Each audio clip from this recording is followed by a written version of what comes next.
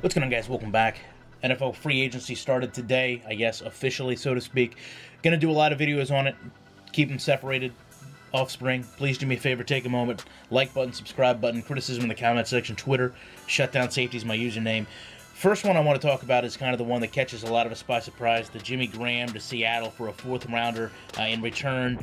Max Unger and a first rounder. And to me, when you look at Jimmy Graham, he's an elite athlete, just signed a 4-year, $40 million deal, so it's strange to see things kind of get separated so early.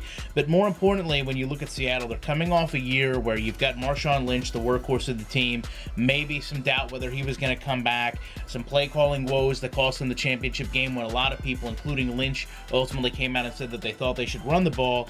And now we get such a unique offensive threat in Jimmy Graham, who, by the way, is not really known for his blocking. And to me, when you look at how a player is going to mesh with a team, doesn't seem to be a great fit in Seattle. And it's hard to say that a player with the skill set like Graham wouldn't be demanded anywhere. I mean, certainly he's going to be an upgrade, but you just wonder about how they're going to provide usage of him.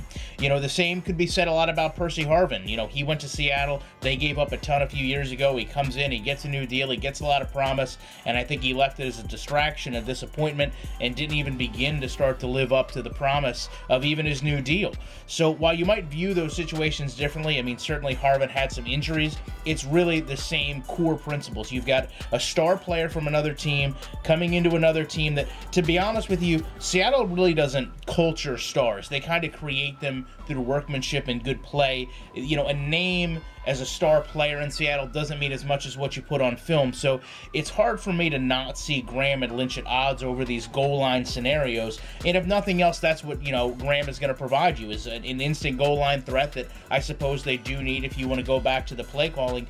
But it does also fall back on the quarterback. And I think no matter how you want to look at it, I don't think that Russell and Breeze are exactly the same mold. You know, is Jimmy Graham going to be able to go out and find open space when the pocket breaks down and Wilson has to scramble? Is he not going to be as successful without that elite level quarterback throwing him the ball and the respect that a defense has to show when you have that?